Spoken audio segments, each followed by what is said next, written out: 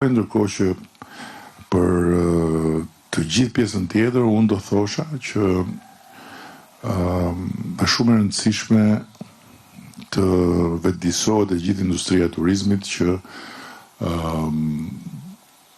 ajo që duket sikur ka arritur në maj, vetëm sa ka filluar.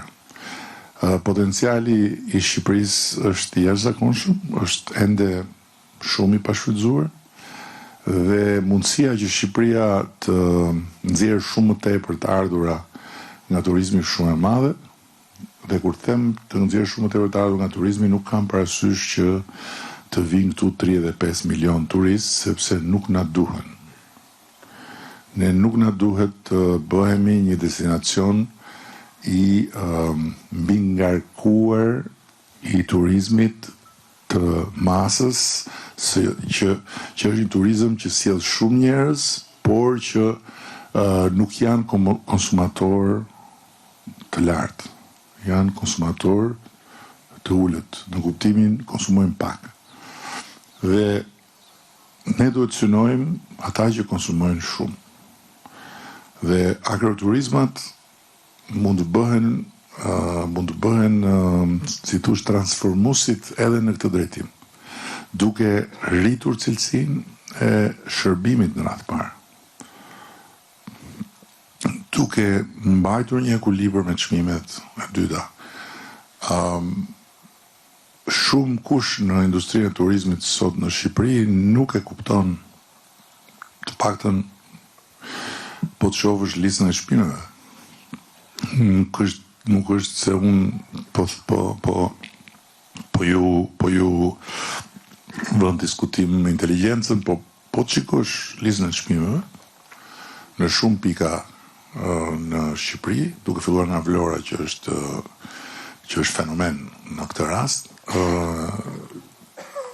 dhe shikon investimin, ti mendon që ky njeriu që ka bërë gjithë investimin nuk e kupton se çfarë i bën investimit vet me listën e çmimeve që të vë përpara. I ndërpret të ardhmen duke bërë lista, menura ose tabelën e çmimeve të dhomave me atë urin për të fituar sot edhe atë që do fitosh nesër, faktikisht ti bën varëmisin e investimit tënd. Është një tragjedi që i ka ndodhur jo pak vendeve, nga e cila duhet mësuar.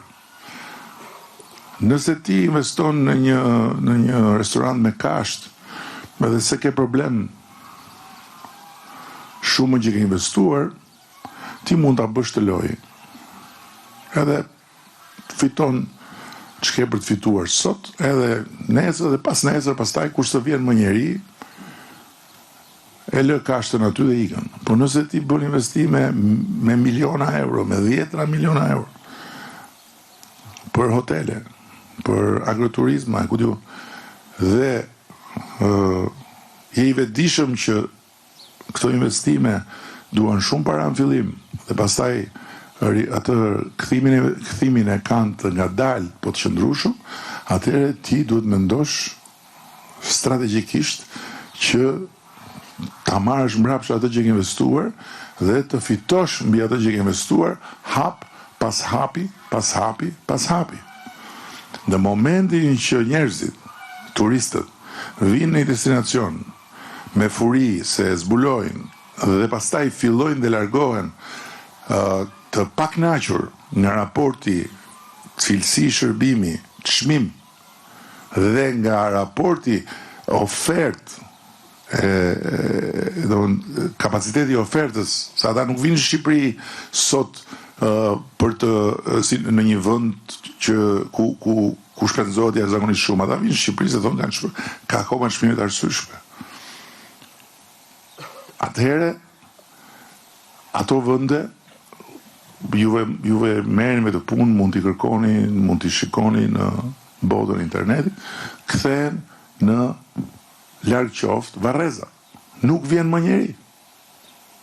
Edhe hotelet falimentojnë, investimet shkojnë për dreq.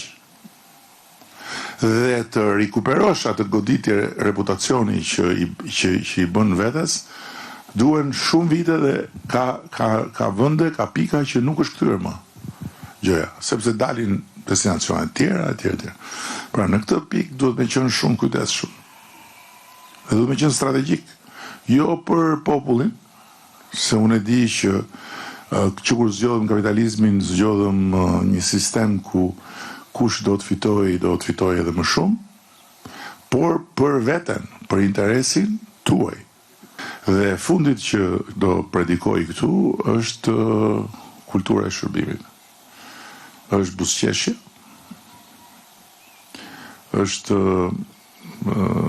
krimi tek tjetri asaj që ne të gjithë të jemi mikpritje shqiptare.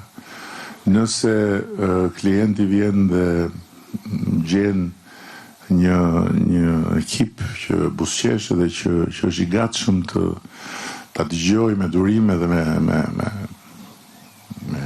dashuri, të falë edhe të metat, po tash të shkosh, të futesh në një hotel, edhe të vënë përballë çmime që nuk përputhen me atë që ti merr.